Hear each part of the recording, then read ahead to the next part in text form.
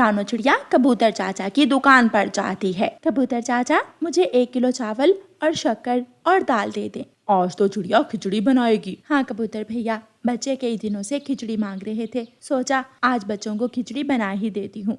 चिड़िया कबूतर चाचा की दुकान से चीजें लेकर वापस उड़ती है। रास्ते में गोरी कौवी बैठी हुई थी। वो चिड़िया से पूछती है, चिड़िया तुम क्या लेकर आ रही हो? गोरी बहन, मैं कबूतर चाचा की दुकान से दाल चावल लेकर आ रही हूँ, क्योंकि आज मैं अपने बच्चों को खिचड़ी बना कर दूंगी। खिचड़ी का सुनकर गोरी कौवी के मुंह में पानी आ जाता है। मैं भी सोच रही हूँ, मैं भी किसी दिन खिचड़ी बनाऊंगी। अब मुझे जाना है, बच्चे मेरा इंतजार कर रहे होंगे। चिड़िया अपने घर चली जाती है और गोरी कौवी जल्दी से अपने घर जाती है। कालू कालू, पता है आज रानो चिड़िया अपने घर में खिचड़ी बना रही है। अच्छा गोरी, मेरा भी खिचड़ी खाने को बहुत दिल कर रहा है। कालू, क्यों ना हम रानो चिड़िया की खिचड़ी चुरा कर खाएं, बहुत मजा आएगा। कई दिन हो गए, मैंने भी कोई चोरी नहीं की है। हम खिचड़ी पहाड़ों पर जाकर खाएंगे। रानो चिड़िया घर जाकर चूल्हे में आग जलाती है और हंडिया चूल्हे पर चढ़ाती है। मम्मा, खिचड़ी कब तक बन जाएगी? थोड़ी ही देर में खिचड़ी बन जाएगी। बच्चों, आप दोनों नदी से पानी ले आओ। मम्मा, हम दोनों बहन भाई नदी से पानी ले आते हैं और आप जल्दी से खिचड़ी बना लें। गुड़िया और कुकू मटका उठाकर नदी की तरफ चले जाते हैं। कालू, जाओ एक बार देख कर आओ, अभी तक खिचड़ी बनी या नहीं। कोई बहाना बना कर जाता हूँ, अगर ऐसे जाकर पूछा तो रानो चिड़िया को पता चल जाएगा। कौवा अपने घर से निकलता है और रानो चिड़िया के घर जाता है। चिड़िया चिड़िया, क्या मेरी पत्नी गोरी कौवी तुम्हारे घर आई है? नहीं कौवे भैया, गोरी मुझे रास्ते में मिली थी। ये खुशबू कैसी आ रही है? मैं बच्चों के लिए खिचड़ी बना रही हूँ, अभी थोड़ी देर तक बन जाएगी खिचड़ी। लेकिन तुम्हारे बच्चे कहाँ हैं? बच्चे नदी से पानी पीने गए हैं। कौवा वहाँ से उड़ता है। रास्ते में कुकू और गुड़िया नदी से पानी लेकर वापिस आ रहे थे कि कौवा जानबूझकर गुड़िया से टकरा जाता है। गुड़िया का मटका नीचे गिर जाता है और टूट जाता है। सारा पानी बह जाता है। सॉरी बच्चों, मैं दूसरी तरफ देख रहा था। अंकल, आपकी वजह से हमारा मटका टूट गया है। गुड़िया, घर जाकर मम्मा को बताते हैं। अब हमें पानी लेने दोबारा आना पड़ेगा। अपनी मम्मा को साथ लेकर आना, ऐसा ना हो कि मटका फिर से गिर जाए। दोनों बच्चे अपने घर चले जाते हैं।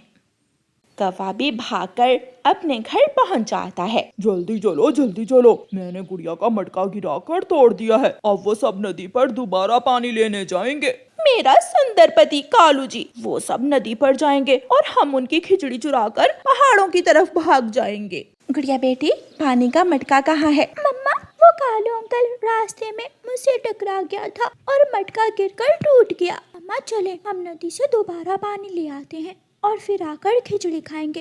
मुझे बहुत भूख लगी है। रुको, मैं दूसरा मटका उठा लूं। मम्मा चिड़िया खिचड़ी की हंडिया चूल्हे से उतार कर रखती है और दूसरा मटका उठाकर बच्चों को साथ लेती है और दोबारा पानी लेने चली जाती है। कौवा और कौवी तो पहले ही छुपकर उनको देख रहे थे। कौवे जल्दी से चिड़िया के घर में घुस जाते हैं। कालू कौवा चिड़िया की खिचड़ी वाली हंडिया उठाता है। कालू, जल्दी चलो, हम पहाड़ों पर जाकर छुपकर खिचड़ी खाते हैं। वो दोनों पहाड़ों की तरफ भाग जाते हैं। वो पहाड़ों पर जाकर सूखे पेड़ के नीचे हंडिया रखते हैं और खिचड़ी खाना शुरू करते हैं। दूसरे पेड़ पर माही चील बैठी हुई थी। खिचड़ी की खुशबू से आकर्षित होकर माही चील वहाँ आ जाती है। कौवो कौवो, इस हंडिया में क्या है? कुछ नहीं चील दी, इसमें दवा है। मैं भी ये दवा खाऊंगी। ना, ये बहुत कड़वी है। लेकिन चील कौवे से खिचड़ी वाली हंडिया छीन लेती है। चील दी, हमें हमारी खिचड़ी की हंडिया वापस दो।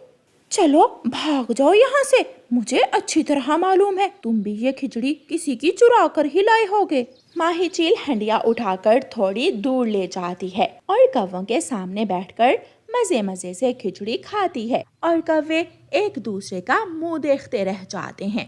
कालू जी, ये तो चोरों को मोर पड़ गए। चिड़िया अपने घर में खिचड़ी की हंडिया ना देखकर जल्दी से जंगल की तरफ जाती है। चिड़िया माही चील को खिचड़ी खाता हुआ देखकर वहाँ आ जाती है। माही चील, क्या आप भी दूसरों के घरों से चोरी करने लगी हैं? नहीं चिड़िया, ये हंडिया मैंने कौवों से छीनी है। वो कौवे ये खिचड़ी तुम्हारे घर से चुरा कर लाए होंगे। मैंने ये खिचड़ी अपने बच्चों के लिए बनाई थी और चोर कौवे मेरी खिचड़ी चुरा कर ले आए। मेरा पेट भर गया है। चिड़िया लो, ये बाकी की खिचड़ी तुम ले जाओ और उन कौवों से बच कर रहना।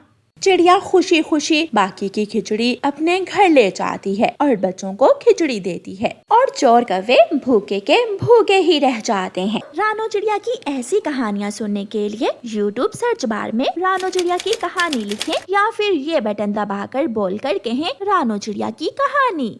चिड़िया ने अपने घर में दाना भी जमा किया हुआ था और ठंडे मौसम के लिए सूखी लकड़ियाँ भी। उसके घर में सब कुछ था। वो अपने घर के बाहर बैठी हुई थी कि मिठू तोता वहाँ आ जाता है। चिड़िया चिड़िया, मैं तुम्हारी माँ वाले जंगल से आया हूँ। आपकी माँ बहुत बीमार है, वो आपको बुला रही है। ये सुनकर चिड़िया परेशान हो जाती है। मिठू, बहुत शुक्रिया जो आपने मुझे बता दिया। मैं अभी माँ से मिलने जाती हूँ। फिर चिड़िया अपने घर को ताला लगाती है और अपने पड़ोसियों के पास जाती है। गौरी बहन और कालू भैया, मेरी माँ बहुत बीमार है, मैं माँ से मिलने जा रही हूँ। आप मेरे घर का ध्यान रखना। आप चिंता न करें, ये आपका घर हमारा अपना घर ही है। हम अच्छे से ख्याल रखेंगे आपके घर का। अब मैं जाती हूँ। चिड़िया, अगर घर को ताला लगाया है तो चाबी देती जाओ। चिड़िया कुछ सोचे बिना अपने घर की चाबी पड़ोसी कौवों को दे देती है। चिड़िया चली जाती है। गोरी गोरी, अब आएगा मजा। हम चिड़िया के पीछे पीछे से उसका सारा दाना खा लेंगे। कालू, मैं भी यही सोच रही थी। अब 2 दिन तक हमें भोजन की कोई चिंता नहीं होगी। फिर कालू कौवा चिड़िया के घर जाता है। वो ताला खोलकर अंदर जाता है। सामने चिड़िया का जमा किया हुआ दाना पड़ा था। कालू कौवा जी भर के दाना खाता है। पीछे से गोरी भी आ जाती है। अकेले अकेले ही कालू, तुम चिड़िया का दाना खाओ और मैं कैसे रह सकती हूँ। फिर गोरी कौवी भी दाना खाने लगती है। कालू जी, सूखी लकड़ियाँ भी हैं। मेरा तो दिल कर रहा है हम 2 रात चिड़िया के घर में ही सो जाते हैं। आग जलाने के लिए लकड़ियाँ भी हैं और भोजन भी। फिर वो दोनों ऐसा ही करते हैं। कालू कौवा चिड़िया के घर में सूखी लकड़ियों से आग जलाता है और वो गर्म घर में आराम से सो जाते हैं। 2 दिन चिड़िया अपनी माँ के पास रहती है। वो अपनी माँ को दवा ला कर देती है और फिर अपनी माँ से कहती है, माँ, अब मुझे जाना होगा। मैं घर की चाबी कौवों को देकर आई हूँ। घर खाली है। जाओ बेटी, अब मैं ठीक हूँ। कौवों ने 2 दिनों में चिड़िया का जमा किया हुआ सारा ही दाना खा लिया था। सारी लकड़ियाँ जला दी थीं और उन्होंने घर को ऐसे गंदा कर दिया था जैसे कचरे का ढेर हो। कालू, दिल तो कर रहा है चिड़िया की माँ बीमार ही रहे और चिड़िया वापस ही ना आए। चिड़िया, आप तो बहुत जल्दी आ गई। 4 दिन अपनी माँ की सेवा कर लेती। घर की तो रखवाली हम अच्छे से कर रहे थे। चिड़िया घर के अंदर जाती है मगर घर से तो गंदी बदबू आ रही थी। कौवो, ये क्या? मेरा दाना कहाँ है जो मैंने ठंड के दिनों के लिए जमा किया था? चिड़िया, वो तो हमने खा लिया। सारा ही?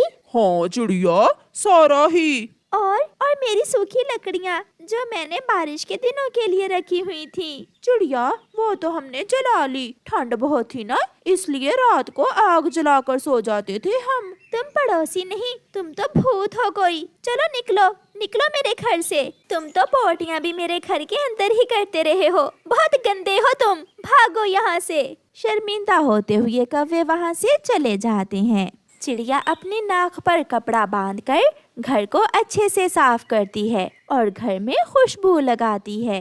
ये कौवे गंदे हैं, सुना तो था मगर आज देख भी लिया। गलती मेरी ही है जो मैं इन्हें अपने घर की चाबी देकर गई। ऐसे ही 2 दिन गुजर जाते हैं और एक रात गौरी की माँ गौरी से मिलने आ जाती है। गौरी बेटी, मुझे बहुत ठंड लग रही है, जल्दी से आग जला दो। माँ, मगर मेरे पास तो सूखी लकड़ियाँ नहीं हैं। आज शाम मैंने देखा कि चिड़िया सूखी लकड़ियाँ ला रही थी जंगल से। गौरी, जाओ और चिड़िया से 2-4 सूखी लकड़ियाँ मांग लाओ। मैं अभी जाती हूँ कालू जी, तुम माँ का ध्यान रखना। फिर गौरी कौवी अपनी पड़ोसन चिड़िया के घर जाती है। चिड़िया चिड़िया, दरवाजा खोलो। चिड़िया दरवाजा खोलती है। गौरी, तुम चली जाओ यहाँ से। ना तो तुम मेरी पड़ोसन हो और ना ही मेरा तुमसे कोई ताल्लुक है। भागो यहाँ से। तुम दोनों ने मेरा सारा दाना खाया, मेरी लकड़ियाँ जला दी और मेरे घर में पोटियाँ करके मेरे घर को गंदा कर दिया। चिड़िया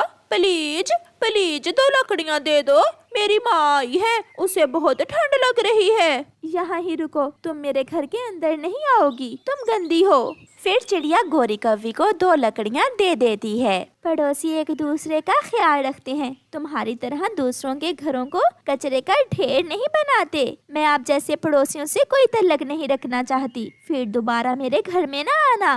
गोरी चली जाती है, मगर उसे अपनी गलती का एहसास हो रहा था। वो आग जलाकर अपनी माँ को गरम करती है। कालू, मैंने भी फैसला कर लिया है, हम खुद को बदल लेंगे। चिड़िया की तरह हम भी अपने घर को साफ रखेंगे, चिड़िया की तरह दाना ढूंढ कर लाएंगे और चिड़िया की तरह ठंड के लिए सूखी लकड़ियाँ इकट्ठी करेंगे। चिड़िया की बातों से मुझे भी बहुत शर्मिंदगी हुई थी। एक अच्छे पक्षी बनने के लिए हमें अच्छे काम करने होंगे। ऐसे कौवे खुद को बदलने की कोशिश शुरू करते हैं। प्यारे दोस्तों, अगर आप अपने घर को साफ नहीं रखते तो आप दूसरों के घरों को भी गंदा करोगे। इसलिए हमेशा अच्छे अच्छे काम करें जिसे सब पसंद करें। आपका धन्यवाद। ठंड बढ़ने के साथ साथ जंगल में भोजन की भी बहुत कमी हो गई थी। छोटा चिड़िया का बच्चा कुकू और कालू कौवे का बेटा जग्गू भूखे थे। वो भोजन की खोज में इधर उधर उड़ते फिर रहे थे। कुकू कुकू यार, चलो थोड़ा और आगे जाते हैं, थोड़ी दूर किसान का खेत है, हो सकता है हमें वहाँ से कुछ खाने को मिल जाए। ऐसे वो दोनों दोस्त थोड़ा और आगे जाते हैं। सामने एक संतरे का पेड़ था जिस पर पके हुए संतरे लगे हुए थे। वो दोनों वहाँ जाते हैं। मिल गया, हमें भोजन मिल गया। वो दोनों एक एक संतरा वहाँ बैठकर खा लेते हैं।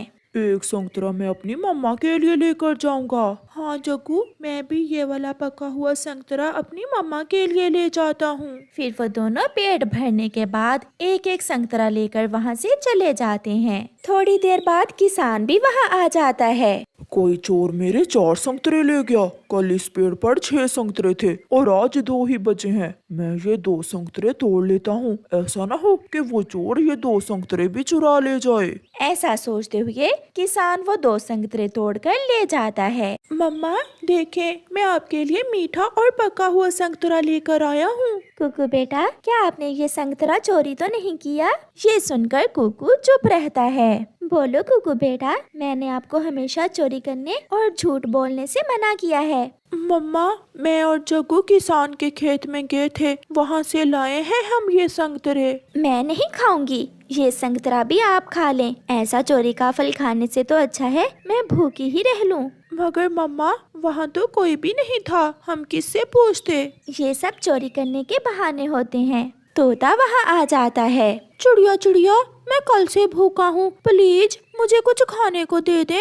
अंकल मिठू, मैं ये फल लाया था, मम्मा तो खा नहीं रही, ये आप ले जाएं। मिठू तोता वो फल लेकर वहाँ से चला जाता है। मम्मा, अब तो मैंने चोरी के फल से किसी की मदद की है, अब तो आप मुझसे नाराज ना हो।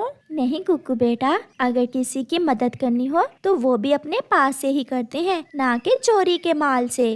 दूसरे दिन कुकू और जग्गू फिर से इकट्ठे होते हैं। चलो दोस्त, आज फिर वहाँ जाते हैं। 2 संतरे जो बचे थे आज हम वो खा लेंगे। नहीं जग्गू यार, मेरी मम्मा मुझे चोरी करने से बहुत डांटती हैं और मम्मा ने वो संतरा भी नहीं खाया था जो मैं मम्मा के लिए लेकर गया था। मगर मेरी मम्मा ने एक ही बार में वो संतरा खा लिया था और मम्मा ने कहा कि आज फिर मैं मम्मा के लिए संतरा लेकर आऊं। मगर मैं नहीं जाऊंगा। हो सकता है हमें वहाँ कोई दाना मिल जाए, एक बार जाकर तो देखते हैं। ऐसे जग्गू और कुकू फिर से किसान के खेत की तरफ जाते हैं। किसान और उसकी पत्नी भी खेत में काम कर रहे थे। नहीं, यहाँ तो कुछ भी नहीं है। वो 2 संतरे तो किसी ने तोड़ लिए। हाँ, वो मैंने तोड़े हैं। इसका मतलब तुम ही चोर हो क्या? कल मेरे पेड़ से तुमने ही संतरे तोड़े थे? नहीं नहीं किसान अंकल, हम तो आज पहली बार यहाँ आए हैं। जग्गू दोस्त, एक बुरा काम हमने कल चोरी करके किया और दूसरा झूठ बोलकर। मैं झूठ नहीं बोलूँगा। तो फिर तुम ही सच बोलकर किसान से मार खाओ। जग्गू वहाँ से उड़ जाता है। अंकल किसान, मुझे माफ कर दें, हम कल भूखे थे। मैंने 2 संतरे आपके पेड़ से तोड़े थे। मम्मा ने मुझे बहुत डांटा। मैं फिर कभी चोरी नहीं करूँगा। किसान की पत्नी बोलती है, छोटे पक्षी तुम बहुत अच्छे हो। जिसे गलती के बाद अपनी गलती का एहसास हो जाए वो अच्छे पक्षी होते हैं। किसान और उसकी पत्नी कुकू से बहुत खुश होते हैं। गलती हम इंसानों की ही है। हम इंसान भी तो पक्षियों को कुछ खाने को नहीं देते। ये लो छोटे पक्षी, ये दोनों संतरे आप ले जाओ। और ये भोजन की थैली भी। ये आपको सच बोलने का इनाम मिला है। कुकू बहुत खुश होता है। वो भागा भागा घर जाता है।